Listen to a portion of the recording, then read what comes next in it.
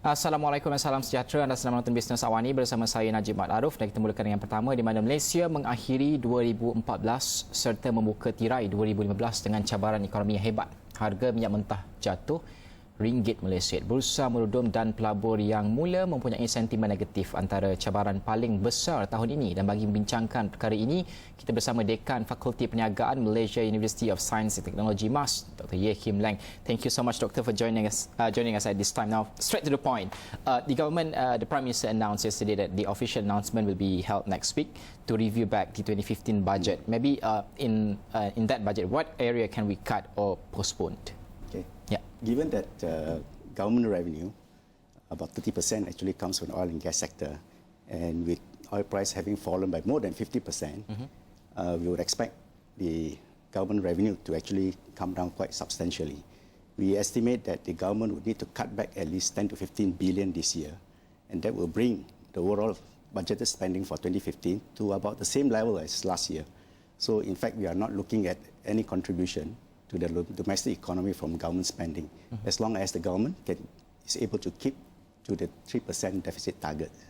Is there any infrastructure project that we can postpone to next year, maybe, so that the government will not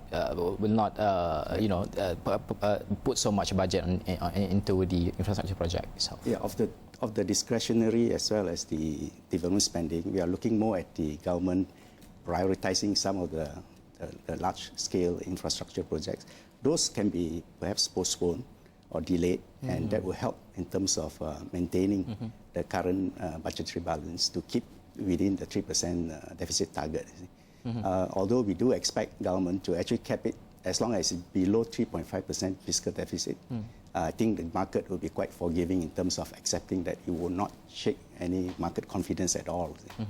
Now, the government also has been saying about the diversified sources of income instead of rely heavily on the oil and gas sources. So, talking about diversified source of income, what are the sectors that we're looking at? Are we looking at the sectors, or are we looking at the implementation of GST to offset the oil and gas decrease in income? Yeah, broadly, the GST, which is a value-added tax, comes at the right time, in the sense that it will help to partially offset some of the fall in the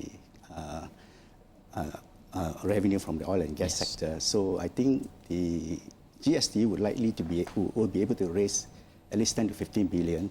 That will help to offset the decline in the earnings from the oil and gas sector. So other than that, because this is more like a broad-based tax, we are still looking at it as the main source to offset the decline in oil and gas revenue.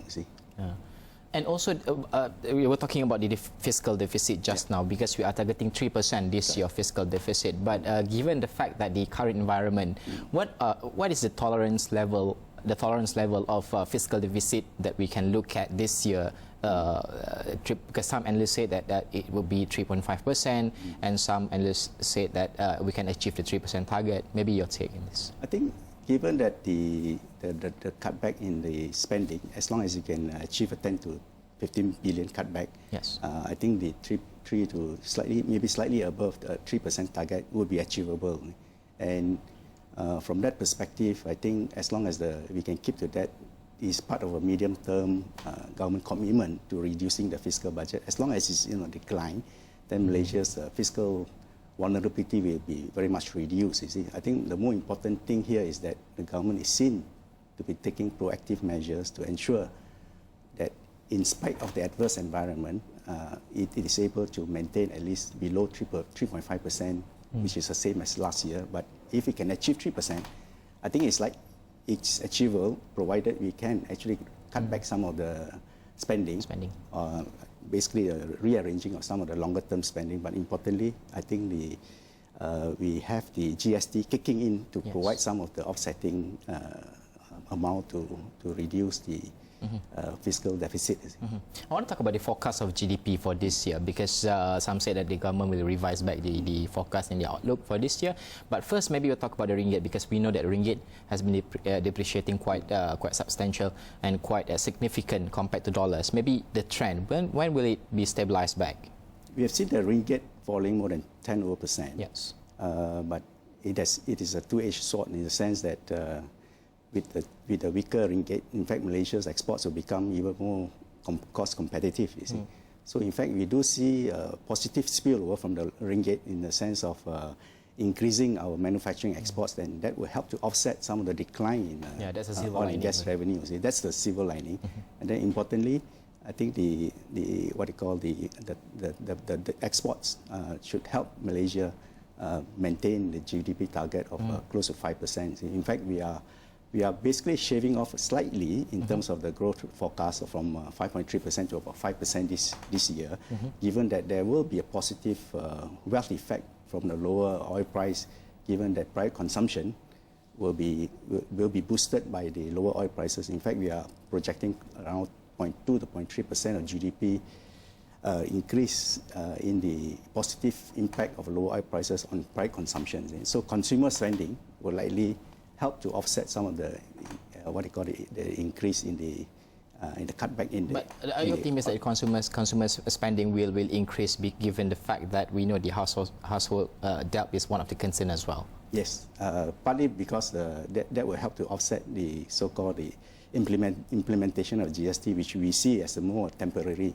impact on consumer spending. But nevertheless, over time, given that Malaysia, with the young population, as well as the so-called the autonomous spending by the consumer, by the household, we can expect, as long as consumer sentiments, consumer confidence can be maintained at current level, we do expect the private consumption to actually increase around 6 to 6.5%, which should comfortably help Malaysia achieve the 5% target projected for this year.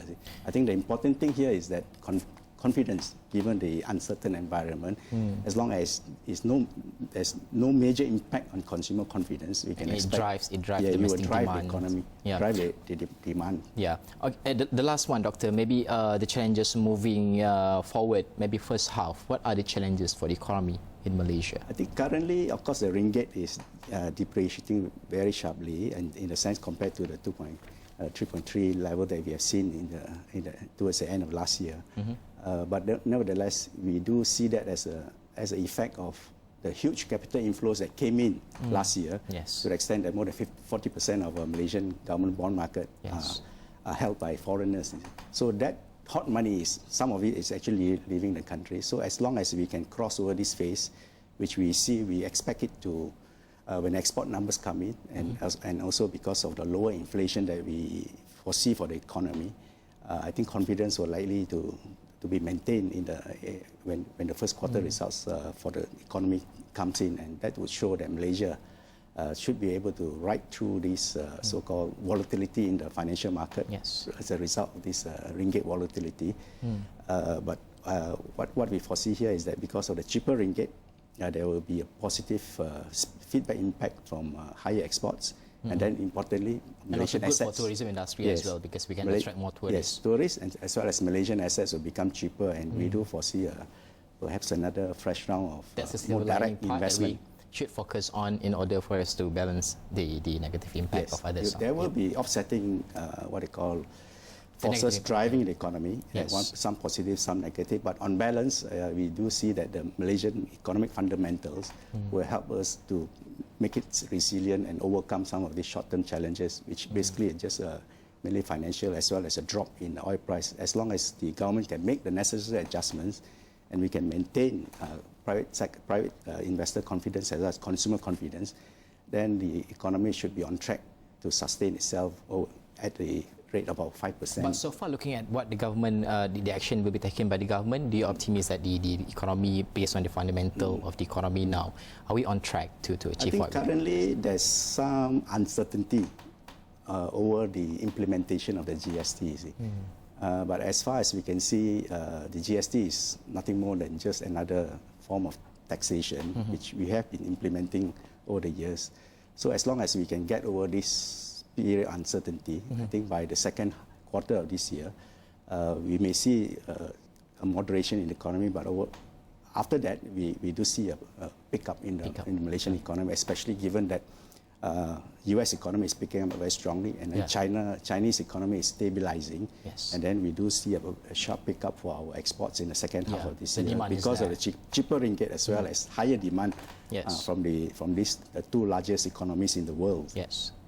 Okay, all right. Thank you so much, Doctor, for your time with us at Astro Awani.